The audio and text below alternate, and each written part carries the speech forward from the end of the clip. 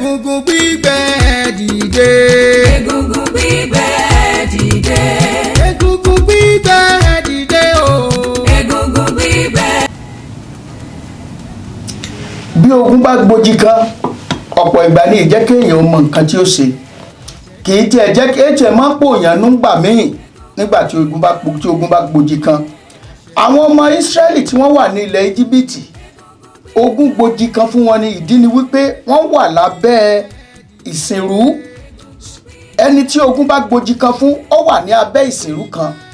Ohun àkọ́kọ́ tí èèyàn gbọ́dọ̀ ṣe ó ní pé kọ́kọ́ jáde kúrò lábẹ́ ìsìnrú yẹn. O gbọ́dọ̀ kọ́kọ́ jáde kúrò lábẹ́ ìsìnrú yẹn.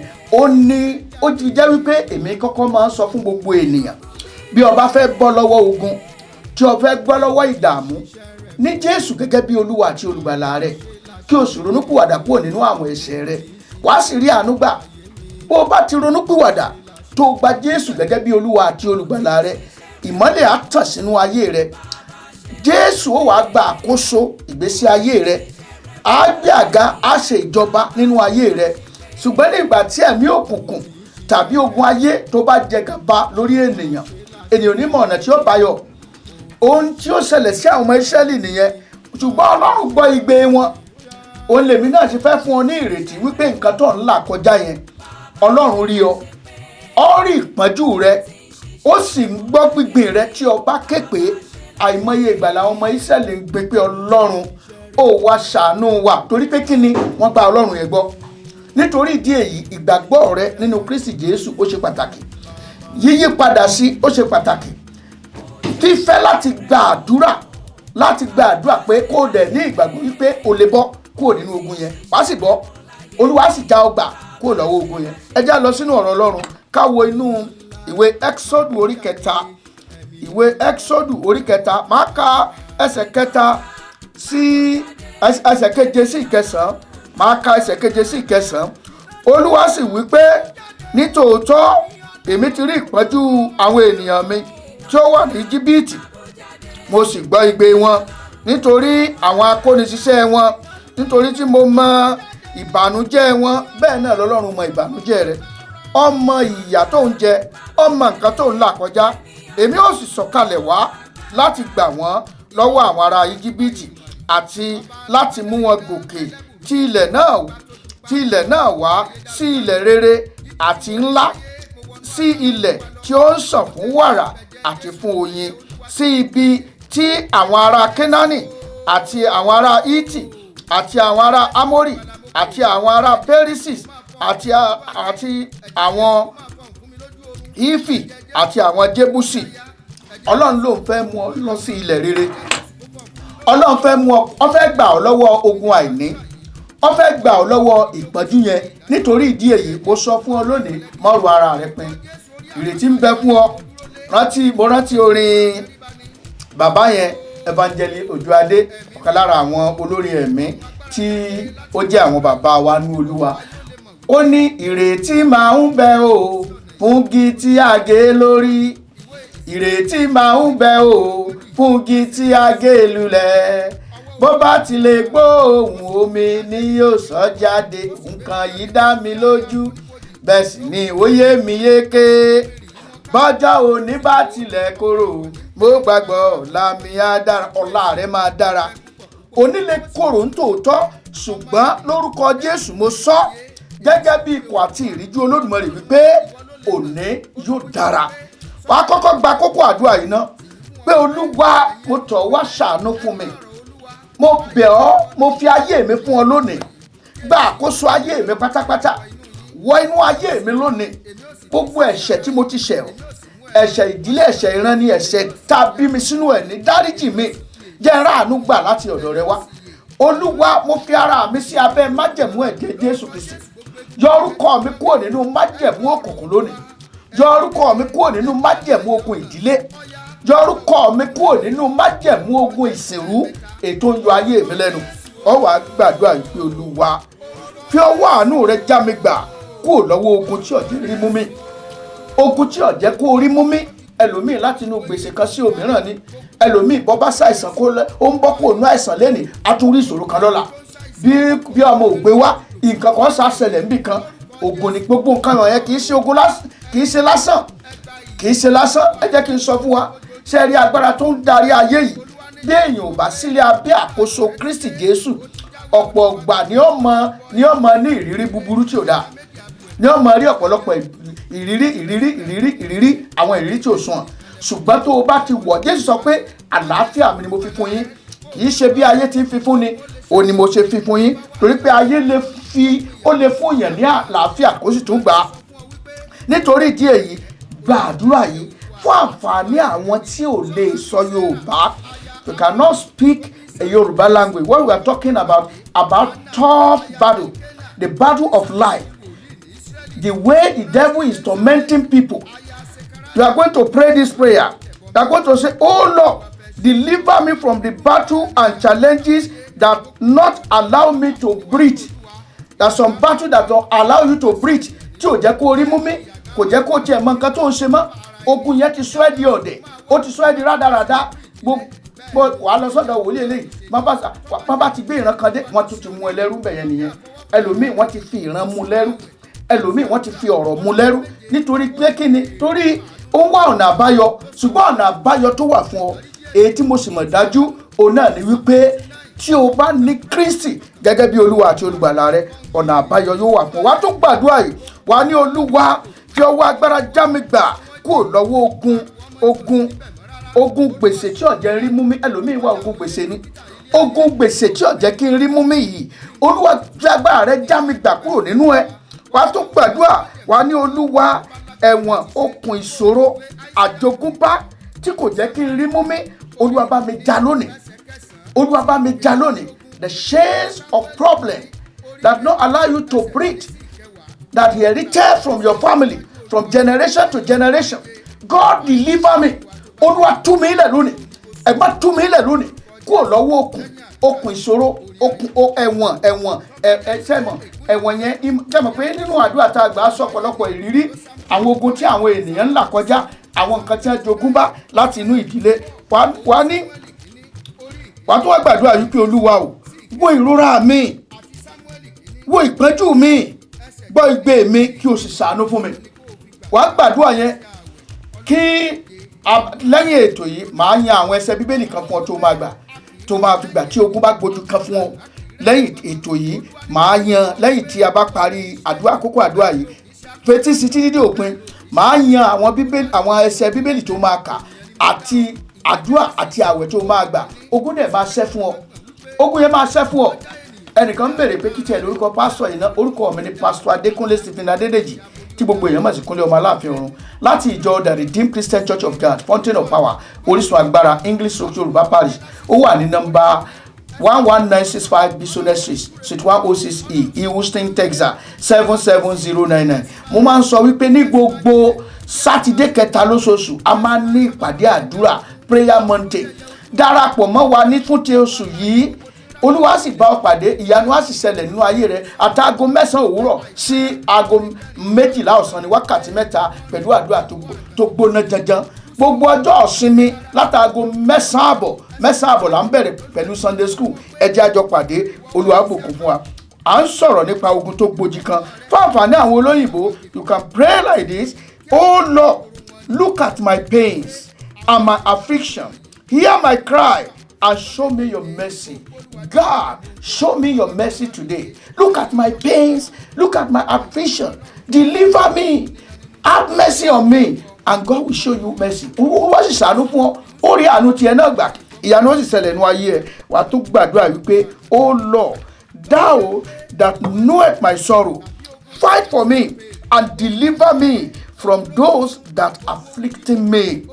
Oh Lord, thou that knoweth my sorrow, fight for me and deliver me from those that are afflicting me. Olúwa, ìwọ tó mọ ìbànújẹ́ mi, ìwọ tó mọ ìlàkàkà mi, ṣàánú fún mi, gbà mí lọ́wọ́ ogun èyí tó ní ayé mi lára. Fi ọwọ́ àánú rẹ gbà mí lọ́wọ́ ogun tó ní ayé mi lára. Wá tó gbà báyìí wípé, oh Lord, deliver me from slavery. Olúwa, mú mi kúrò lóko ìsìnrú lónìí lórúkọ Jésù. Olúwa, mú mi kúrò lóko ìsìnrú lónìí. Ẹlòmíràn ní sóun wà lóko ìsìnrú báyìí. Sóun wà lóko ìsìnrú báyìí. ní ìwọ̀n ìgbà tó jẹ́ wípé àwọn nǹkan tí àṣà bàbá wa wọ́n define who is a poor man. Only a poor man is that someone that always counts before you spend. Before you spend, láti kọ́kọ́ yẹ owó báyìí kó yẹ wà tó fi díẹ̀ sápò. You are still a poor man. Ṣùgbọ́n tí Ọlọ́run bá ṣe ẹ́ lólówó, ọ̀hún wojú owó kí wọ́n tó ná, àwọn ẹ̀tí ẹ̀ ṣàánú owó kí wọ́n tó ná. Jẹ́ kí n bless ẹkùnrin akànkó fún ẹni. Ìwọ tí wọ́n kó fún tí òun sì lẹ́sẹ̀ máa wá kà pé so owó yẹn tó báyìí. Bẹ́ẹ̀ náà ni ẹni tó wà lábẹ́ ìṣèrú ní ìwọ̀n ìgbà tó bá ti ní nǹkan kan tó ní ayé rẹ lára excuse me, tó ní ọkàn rẹ lára. Ẹlòmíì sùn, tó bá sùn kò sùn gbádùn, lójú oorun wọ́n tọ̀mẹ́ǹtì ẹ̀, lójú ayé wọ́n tọ̀mẹ́ǹtì ẹ̀, ní ìgbà tó rìn wọ́n tọ̀mẹ́ǹtì ẹ̀. Oríṣiríṣi nǹkan làwọn èèyàn ń là kọjá. Many people are under the slavery of demonic. When they sleep in the night, they are being tormented. Demon is tormenting your life. Even when you sleep in the night, when you are walking on the road, something is tormenting your life. Something is disturbing your peace. Even when you are in your own family, nínú ìdílé ẹ, èṣù tún wọbẹ̀, ó tún dá ẹ lóró, ó nílò ìtúsílẹ̀. Dájúdájú ó nílò ìtúsílẹ̀, ó nílò àdúrà láti gbàdúrà pé Olúwa mú mi jáde kúrò lábẹ́ ìsìnrú yìí. Ẹlòmíràn ṣiṣẹ́ kò ní àkójọ. Let me ask you, how much is your saving? Did you have any saving? Your income is enough for you, and you are being well paid in your place of work. Wọ́n sanwó fún ẹ dáadáa, ṣùgbọ́n ò ní saving, ò ní tó fi ń pamọ́. Kí ló fà á kó tó lè save? One problem or the other, ìkan á jáde wá, ìṣòro kan á jáde wá, á wá sí olófin yanjú àwọn nǹkan wọ̀nyẹn. Ọlọ́run máa tilẹ̀kùn àwọn ìṣòro yẹn, wàá dẹ̀ ní àlàáfíà.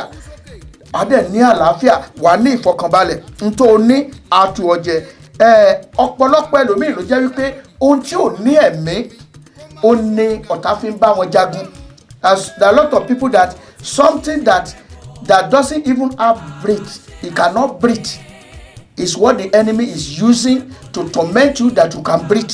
You that have life, something that doesn't have life, the enemy is using something that doesn't have life to torment your life. Yẹn ni wípé àwọn nǹkan tí ò lè mí wọ́n fi ń bá ayé rẹ̀ jagun. Kí làwọn nǹkan tí ò lè mí? Ẹ jẹ́ lọ sínú ìwé Jeremiah orí 5 ẹsẹ̀ 17. The book of Jeremiah chapter 5 chapter 51. I read from verse 17 to 18.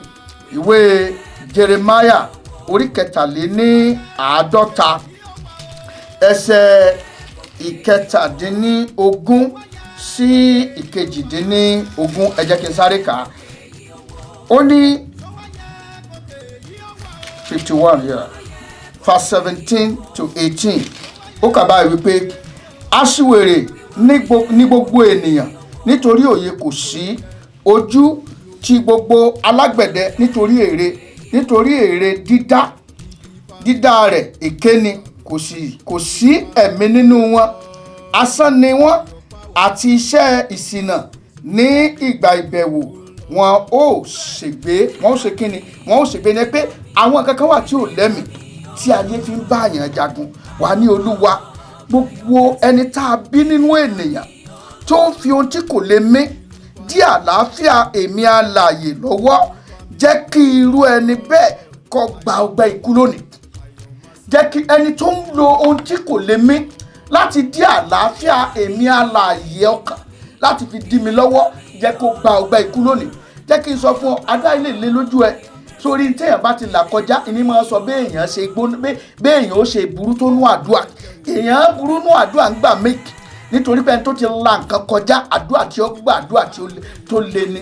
Nítorí díẹ̀ lórí ètò yìí, àwọn àdúrà tó máa gbọ́, àwọn àdúrà àwọn wòlíì ni. Àdúrà pásítọ̀ wà, pásítọ̀ ni mí, àdúrà pásítọ̀ wà, àdúrà àwọn wòlíì wà. Jẹ́ kí n fún ọ ní àpẹẹrẹ, kan. Elisha, nígbà tí ìjòyè yẹn tó sọ wípé lọ́la a máa ta nǹkan báyìí, nǹkan pọ̀ yanturu, ọ̀nà ní látàyè báyìí, kí ni yẹn sọ pé òun kàn sọ jókínlé ni ìyẹn ìjòyè yẹn. Ó ní bí Ọlọ́run tiẹ̀ sí bèrè sí ọ̀run gan kò lè ṣeé ṣe, ṣùgbọ́n wòlíì sọ fún un, ó ní wàá rí ṣùgbọ́n ò ní jẹ́ ń bẹ̀. àdúrà wòlíì nìyẹn. Tó bá pé pásítọ̀ ni pé ojú ẹ̀ dẹ̀ máa rí o, ìwọ náà dẹ̀ jẹ́ ń bẹ̀ wá dẹ̀ wá ronú púwàdà wá padà wá túbá bí pásítọ̀ ṣe gbàdúrà nù. Ṣùgbọ́n tí wòlíì bá máa gbà á san lẹ́ẹ̀kan ṣoṣo ni. Ogún wo ni ò jẹ́ kó orí mú mi? Ta lálágbára tó ń dààmú ayé mi? Ta lẹni tó ní mi ò ní rí ọjà ògo tèmi náà?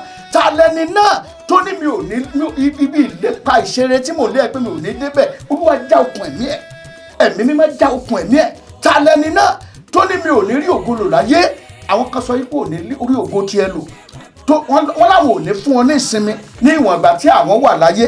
Wọ́n ti fira wọn gégùn náà, wọ́n nígbà táwọn wà láyé ò ní nísinmi. Olúwa kó palẹ̀ wọn mọ́, k'Olúwa kó ṣe kí ni, kó já okùn ẹ̀mí wọn. Ẹ jẹ́ gbàdúrà ìkẹsàn lélẹ́yìí, ó ní ìkẹwàá lélẹ́yìí. Olúwa, okay, let me for those of you that are speaking English. Oh Lord, this is another prayer point for you concerning the tough battle of your life. You are going to say, oh Lord, whosoever that is whosoever that is using something that has no breath to afflict my own breath, let them die by their own sword. Let them die by their own sword. Whoever that is using something that has no breath, something that has no breath to torment me, a living being, Lord, let us die by their own sword in the mighty name of Jesus. Ìdààmú náà ní pàun, ìdààmú náà ní ó pàun, nítorí pé àwọn náà ní ṣokùnfà àfọwọ́fọ ara wọn. Wàá tún gbàdúrà yìí, wàá ní Olúwa o, Olúwa ní ìkóríta tí ìrètí pin fún mi, Olúwa jẹ́ káàánú dìde. Ìgbà míì wà èèyàn máa dé ìkóríta mi, á dàbẹ̀ pé ìrètí ti pin, á dàbẹ̀ pé kò sọ́nà àbáyọ mọ́, ṣùgbọ́n Ọlọ́run á dìde àánú, Ọlọ́run á wá dìde ìrànwọ́, Ọlọ́run á wá ṣàánú fún ọ. Wàá gbàdúrà ní ìkóríta tí ìrànwọ́ ti pin, tí ayé ti rò mí pé tí èmi gan ò tiẹ̀ nírètí mọ́, jẹ́ káàánú dìde fún mi. Olúwa jẹ́ káàánú fọ̀n fún mi, Olúwa jẹ́ káàánú jẹ́ kó fọ̀n fún mi ní ìkóríta yìí. Olúwa gbóhùn mi. Àdúrà tó ń gbà lónìí, àánú láti bọ́ lọ́wọ́ ogun tó gbojú kan ni. Wàá dẹ̀ bọ́ lórúkọ Jésù, wàá dẹ̀ rí tiẹ̀ ṣe, wàá rí tiẹ̀ ṣe. You know, I say, oh Lord, at the point that the hope is lost, let your mercy speak for me. At that point that I'm losing hope, that is as if everything is going to end as soon as possible, Father, let your mercy speak for me. Let your mercy speak for me. Let the blood of Jesus speak for me, and the blood of Jesus will speak for you, and the Lord will deliver you from whatever that is oppressing you, from whatever power that is enslaving your life, and the Lord will deliver you. Wàá dẹ̀ rí àánú gbà, wàá rí tiẹ̀ ṣe lórúkọ ti Bàbá, lórúkọ ti Ọmọ, lórúkọ ti Ẹ̀mí Mímọ́. Ẹ já lọ sínú ìwé Jòhánù orí kọkànlá. Ẹ já lọ sínú ìwé Jòhánù orí kọkànlá. Àkókò bá wa ná bíntín kó tó di wípé a kásẹ̀ abala ilé ilẹ̀. Orí kọkànlá ẹsẹ̀ ìkejìdínlógójì sí ẹsẹ̀ ogójì. A sáré kà ní wàràwàrà. John chapter 11 verses 38 to 40. That's where we are going to read now. Verses 38 to 40.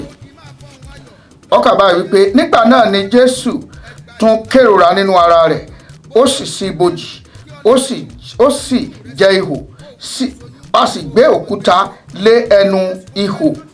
Jésù wípé, ẹ gbé òkúta náà kúrò. Màtá, arábìnrin ẹni tí ó kú náà, wí fún un pé, Olúwa, ó ti ń rùn nísinsìnyí, nítorí pé ó di ọjọ́ mẹ́rin tí ó ti kú. Jésù wí fún un pé, èmi kò wí fún ọ pé bí ìwọ bá gbàgbọ́, ìwọ yóò rí ògo Ọlọ́run. Wàá gbàdúrà, wàá ní Olúwa, mú mi jáde kúrò nínú àhámọ́. Ọ̀pọ̀ ènìyàn ló wà nínú àhámọ́. Ògo ẹlòmíì wà nínú ibojì níbi tí wọ́n sin sí. Ẹni tá a ti sin nínú ẹ̀mí, kí ni operation tó fẹ́ ṣe nínú ayé?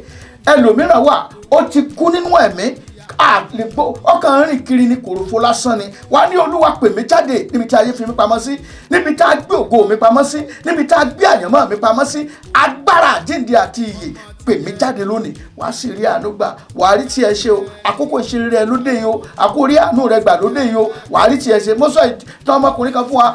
níbi tí ogun gbòjì kan fún dé wọ́n ní ká lọ rè túfọ̀ rẹ̀ lé wípé àbí tí wọ́n bá lọ túfọ̀ ẹ̀ wọ́n dẹ̀ túfọ̀ ẹ̀ wọ́n gbé pósí ẹ̀ lọ sí ìlú wọn wọ́n wá lọ rè sín wọ́n rí pó ti kú ìgbà yẹn láṣẹ ìjáwọ́ nínú ọwọ́ ẹ̀ torí pé àwọn kan mọ̀ wípé àti pa tẹ́lẹ̀tẹ́lẹ̀ Ọlọ́run á bẹ̀rẹ̀ sí àjíǹde tiẹ̀ nínú ayé ẹ̀ wá ní Olúwa ní ibi tí ayé fi mí pamọ́ sí níbi tá a gbé ìràwọ̀ mi pamọ́ sí Olúwa náwó agbára pè mí jáde lónìí Olúwa mú mi já gbangba jẹ́ kí ìràwọ̀ mi fọ̀hún lókè jẹ́ kí ògo mi kó hàn dé gbọ́n tí ìwé Àìsáyà orí 60 ẹsẹ̀ kìíní wí ó ní dìde ta ìmọ́lẹ̀ nítorí pé ìmọ́lẹ̀ rẹ dé wàá sọ pẹ̀lú ohùn rárá pé lórúkọ Jésù nínú ọdún yìí màá dìde nínú ọdún ìràwọ̀ mi ó tàn nínú ọdún ògo mi ó bú jáde mo bọ́ sọ pé mo ti bọ́ lórúkọ Jésù kọjá lọ bẹ̀ tú mi sílẹ̀ Jésù kọjá lọ bẹ̀ tú mi sílẹ̀ kọjá lọ bẹ̀ tú mi sílẹ̀ Jésù kọjá lọ bẹ̀ tú mi sílẹ̀ ibi ayéde mímọ́ ẹ̀mí mímọ́ ló mọ̀ bẹ́ẹ̀ kọjá lọ bẹ̀ tú mi sílẹ̀ má kọrin yẹn kọjá lọ bẹ̀ tú mi sílẹ̀ Jésù kọjá lọ bẹ̀ tú mi sílẹ̀ ibi ayéde mímọ́ o ẹ̀mí mímọ́ ló mọ̀ bẹ́ẹ̀ kọjá lọ bẹ̀ tú mi sílẹ̀ gbé ọwọ́ ọ̀tún rẹ lé orí lórúkọ Jésù mo gbàdúrà fún ọ lónìí agbára Ọlọ́run kó pè ọ́ jáde níbi tí ayé tì ọ́ mọ́ nínú àhámọ́ tó wà yẹn lórúkọ Jésù mo ní ọ jáde kí ògo rẹ kó búyọ kó rà àánú gbà aláàánú kó tọ̀ wá níbi tó wà yẹn àánú kó fọ̀n fún ọ lórúkọ Jésù wàá jẹ́rìí ayọ̀ wàá pè mí láìpẹ́ pé pásítọ̀ mo ní ẹ̀rí láti jẹ́ ó sì ti dára fún ọ lórúkọ Jésù Kristi Olúwa wa àmín. Jẹ́ kí n fún ọ ní àwọn ẹsẹ̀ ọ̀rọ̀ Ọlọ́run wàá gbààwẹ̀ ọjọ́ 3 tí ogun bá gbòjì kan fún ọ tó le tó ní fèǹfè tó lọ́jú gbààwẹ̀ ọjọ́ 3 wàá lo ẹsẹ̀ ọ̀rọ̀ Ọlọ́run tí mo wí wàá lo Psalm 3 Psalm kẹta ìwé orin Dáfídì orí 3 Psalm 3 ó ní Olúwa àwọn tó yí mi ká ti pọ̀ tó yìí ọ̀pọ̀lọpọ̀ ló dìde ogun sí mi bọ́ ọ bá lò yẹn tán kọ́kọ́ lo Psalm 100 kó fi dúpẹ́ kó fi yin Ọlọ́run lógo lo Psalm 51 kó fi gbàdúrà fún àánú àti ìdáríjì ẹ̀ṣẹ̀ lẹ́yìn yẹn wá lo Psalm 3 wọ́n bá lo Psalm 3 tán nínú àwọn ọjọ́ 3 wa máa kọ àwọn psalm yẹn sílẹ̀ tó mọ̀ ká lójoojúmọ́ tó mọ̀ gbàdúrà Psalm 3 Psalm 27 wàá lo Psalm 26 Psalm 56 then wàá lo Psalm 64 gbogbo ọfà òkùnkùn ọfà ọ̀tá nínú ayé mi kan máa jáde wàá fi Psalm kìíní parí ẹ̀ Psalm 29 ó ní òwò Olúwa ń bẹ lórí omi púpọ̀ ká àwọn sáàmì yẹn sínú omi fi omi yẹn wẹ̀ fi wọ́n àyíká nulẹ̀ ẹ̀ gbàdúrà kó pe Ọlọ́run láàrin ọ̀gànjọ́ ogun òṣìṣẹ́ fún ọ ọ̀nà máa ṣí fún ọ wàá rí tiẹ̀ ṣe tó bá gba àwọn àwẹ̀ ìtàn pè mí tó bá láǹfààní láti wá o láǹfààní láti wá máa fún ọ ní appointment láti wípé kájọ ní àdúrà wàá sì rí pé ogun yẹn máa ṣẹ́ o wàá sì rí àánú gbà o pè mí lórí +1 281 857 3658 +1 281 856 +1 281 857 3658 Olúwa bùkún fún ọ wàá rí tiẹ̀ ṣe ó sì lè fojú kàn wá nílé ìjọsìn wa tó o bá fẹ́ ní counseling tàbí àdúrà pàtàkì pè mí kí o tó wá lórí nọ́mbà yẹn àdírẹ́sì wa ni The Redeemed Christian Church of God Fountain of Power Orísun Agbára English Rock Yorùbá Parish tó kalẹ̀ sí nọ́mbà 11965 Bisonet Street Suite 106E Houston, Texas 77099 ibẹ̀ la kalẹ̀ sí ní gbogbo ọjọ́ ìsinmi aago 9 la máa ń bẹ̀rẹ̀ sí pẹ̀lú Sunday school má pàdánù Sunday school wa gbogbo ìsìn wa ní ìsọjí ó láǹfààní àti rí pásọ̀ lẹ́yìn ìsìn wàá sì rí àánú gbà wàá rí tiẹ̀ ṣe ogun aṣẹ́ ìdí ajá ìwọ náà bẹ̀rẹ̀ sí ní yin Ọlọ́run lógo ìlú ìtọ́ wà yìí ó di dandan kó rí tiẹ̀ ṣe ó di dandan kó kórè oko délé tá a lágbára tó tẹ̀lé ọwọ́ lùí tó lò ní rí tiẹ̀ ṣe ó máa gbiná sọnù ni Ọlọ́run dìídì ràn wá torí tiẹ̀ lọ́lọ́run ṣe ràn wá sí ìlú yìí wàá dẹ̀ rí tiẹ̀ ṣe àdúrà rẹ̀ sì máa gbà lórúkọ Jésù Kristi Olúwa wa àmín Jésù lolúwa. Egungun gbígbẹ dìde. Egungun gbígbẹ dìde. Egungun gbígbẹ dìde o. Egungun gbígbẹ